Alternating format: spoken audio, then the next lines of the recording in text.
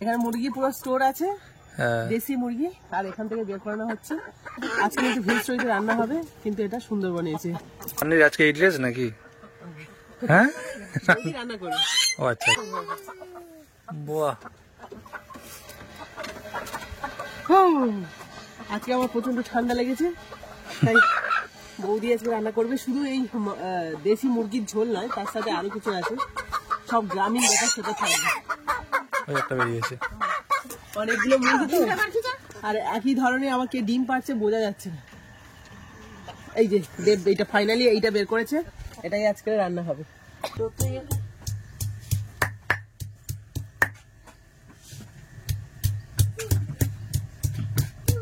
আজকের এই যে দেশি মুরগির ঝোল হবে, তার জন্য এই আলুগুলো কাটা, আর এই আলুগুলো কিন্তু বাড়িতে চাষ করা আলু।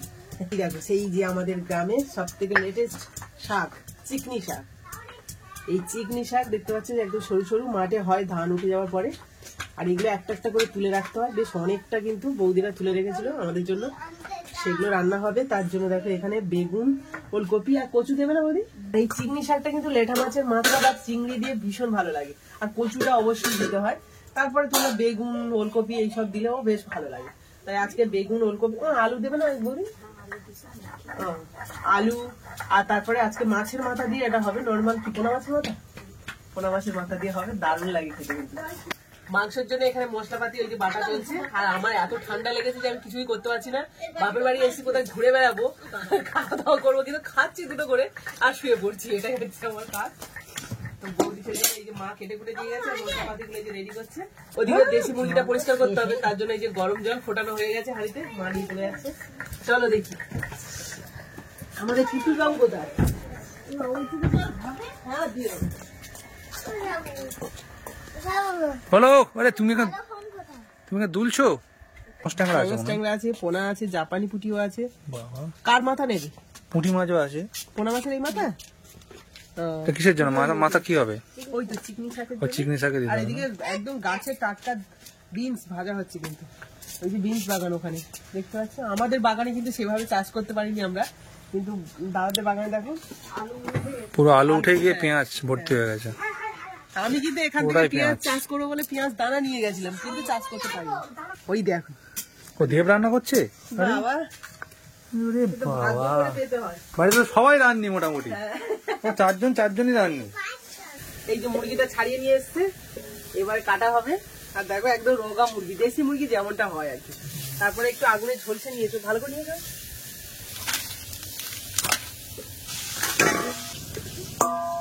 স্নান হয়ে গেছে? বলো যে জল নাও, জুতো পরে নাও, জুতোটা পরে নাও।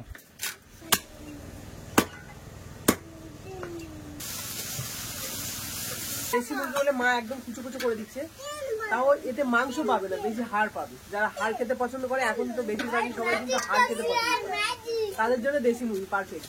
হ্যাঁ, আমাদের বাড়িতে আমি হাড় খাই সেভাবে। হ্যাঁ, কত কুচো কুচো হচ্ছে দেখো, একদম কুচো কুচো করে দিচ্ছে সয়াবিনের মতো। হ্যাঁ, এই দেখো আগে সবজিগুলো ভালো করে কষে নিয়েছে, তারপর এই যে চিংড়ি শাক দেওয়া হচ্ছে। মাছের মাথা দিয়ে সবজিগুলো আগে কষে, এটা কিন্তু আবার প্রথমের দিকে দিলে হবে না, তাই তো দিদি?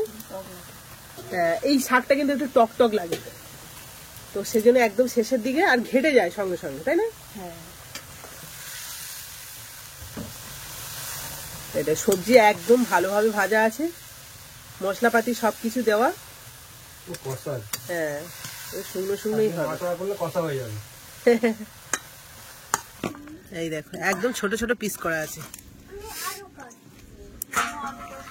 আর লেগ পিস একটা রেখেছে কুট্টুসের জন্য, কিন্তু রাখতে বলিনি, ও খায় সব সময়, কিন্তু দেশি মুরগি ছাড়াতে পারবো না, কালারই আলাদা না দেশি মুরগি। এই দেখো চিংড়ি শাকের চচ্চড়িটা একদম শুকনো শুকনো হয়ে গেছে, না বউ তুলে নিচ্ছে। কিচ্ছু নয়, একদম সহজ পদ্ধতিতে রান্না, যেমন ভাবে চচ্চড়ি বানাই, শুধু সবজিটা আগে ভেজে নিয়ে তারপরে শাকগুলো দিতে হয়। তোমরা যদি কেউ পাও এই চিংড়ি শাকটা, অবশ্যই রান্না করে দেখো, দারুণ লাগবে খেতে, তবে একটু হালকা টক টক।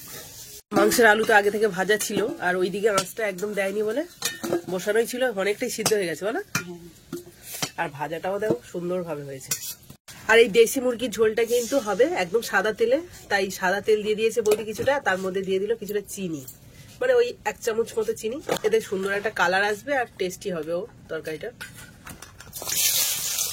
এবার পেঁয়াজ আর কাঁচা লঙ্কা একসাথে দিয়ে দিচ্ছে, মানে চিনিটা কিন্তু একটু ক্যারামেল হতেই তবে কিন্তু এই পেঁয়াজ কাঁচা লঙ্কাটা দেওয়া হলো।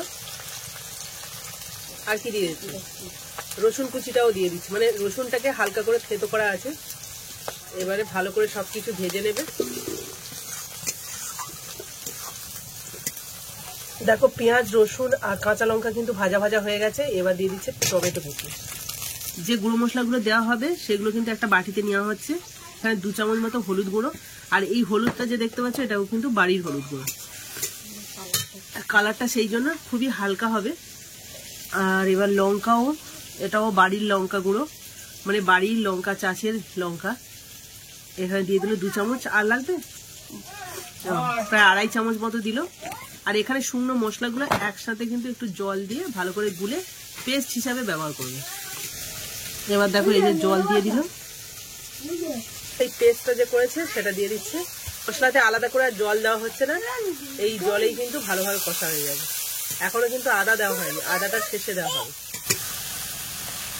বাড়িরই সব মশলাপাতি দিয়ে কিন্তু রান্না হবে। চলো, হ্যাঁ হ্যাঁ, পেঁয়াজটা যে ব্যবহার করা হয়েছে সেটাও কিন্তু বাড়ির। তারপরে বাড়ির হলুদ, লঙ্কা গুঁড়ো সবই, কাঁচা লঙ্কা। রসুনটা এবার চাষ করেন না, রসুনটা চাষ করলে আরো ভালো হতো। আদা, হ্যাঁ আদাটাও কিন্তু, আদা বাটাটা কই, আদা বাটাটা শেষে দেওয়া হবে। এই দেখো বাড়ির একদম গাছের আদা। তোমাদের বাগানটা ঘুরেও অবশ্যই দেখাবো, সেটা ভিল স্টোরি ব্লগে দেখতে পাবে। আর এই দেখো সবকিছু ন্যাচারাল ব্যাপার আছে এখানে। আর এই যে মাটির উনুনে রান্না। যারা ন্যাচারাল জিনিসটা পছন্দ করো অবশ্যই কিন্তু ভিডিওটা দেখো আর শেয়ার করো সবার সাথে। দেখো মশলাটা খুব ভালোভাবে কষা হয়ে গেছে, আর কালারটা দেখো দারুণ এসছে। কিন্তু হলুদের কালার ছিল না, কিন্তু লঙ্কার কালারটা খুব সুন্দর ছিল। তো চলো এবার কেটে রাখা মাংসটা দেওয়া হবে। এবার মাংসটাকে ভালো করে কষানো হবে, মশলার সাথে মাংসটা ভালো করে নেড়েছে মিশিয়ে নেওয়া হচ্ছে। এরপরে কিন্তু নুন দেওয়া হবে, এই যে স্বাদ মতো নুন দেওয়া হচ্ছে। মাংসের কিন্তু অরিজিনাল স্বাদটা আছে এই কষাতে। কষাটা যদি ঠিকঠাক হয় তাহলে কিন্তু এমনি যে কোনো মাংস তরকারি টেস্ট হয় দারুণ। আর এটা তো দেশি মুরগি, মানে অবশ্যই তার স্বাদটাই আলাদা। আমরা তো পাই না দেশি মুরগি বলতে গেলে, তবে এখানে আসলে একবার করে খাওয়াই হয়। 2 থেকে 3 মিনিট মতো ভালো করে কষে নিয়েছে। এবার দিয়ে দেবে আলু। আলুটা দিয়ে দিলে মাংসের সাথে আলুটাও ভালোভাবে সিদ্ধ হবে। আর দেখবে মাংসের আলু একটু নরম হলে বেশি ভালো লাগে খেতে। দেখো মাংসটা সিদ্ধ করার জন্য এই যে চাপা দেওয়া রয়েছে কিছুক্ষণ।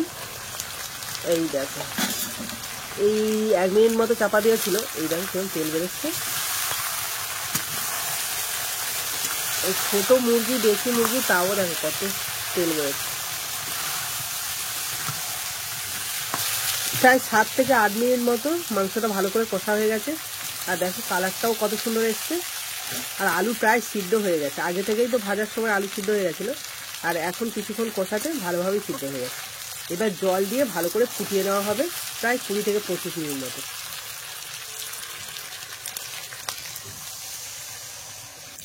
যেগুলো দিতে হয় সেগুলোই দেওয়া হয়েছে, অথচ জিরে, ধনে, মৌরি এইসব কিন্তু কিছুই না। সে শুধু গরম মশলার গুঁড়ো দিলেই ব্যাস দেশি মুরগির ঝোল রেডি হয়ে যাবে। তো লো টু মিডিয়াম আছে, প্রায় 20 থেকে 25 মিনিট মতো। এবার ঢাকা দেওয়া থাকবে।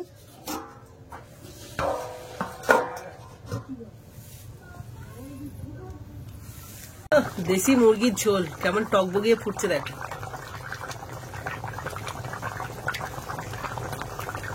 তো 1টা বেজে গেছে। এই যে কুট্টু সাদ আমাদের দেববাবু খেতে বসছে মাছের ঝোল। ওদিকে ফুটন্ত তরকারি থেকে এখানে চলে এসছে দেশি মাংসের ঝোল। কুট্টুসে দেবো, কি দেবো বলো? মাংস, এই তো একটুখানি ঝোল দিই। ও এবার কুটুস কেমন হয়েছে? বাবু হয়ে বসো, খাওয়ার সময় বাবু হয়ে বসতে হয়। হচ্ছে লাগে। মাংসের ঝোলটা কিন্তু এই যে নামিয়ে নিয়ে গরম মশলা দেওয়া হচ্ছে, এতে করে টেস্টটা ভালো বজায় থাকবে নাকি। দারুণ গন্ধ বেরোচ্ছে। এই লেগ পিসটা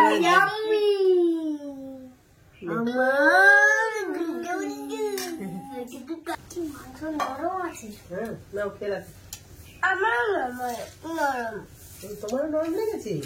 বাহ, সিদ্ধ হয়েছে তো মাংস দে। টেস্ট কেমন হয়েছে? ভালো? বাহ।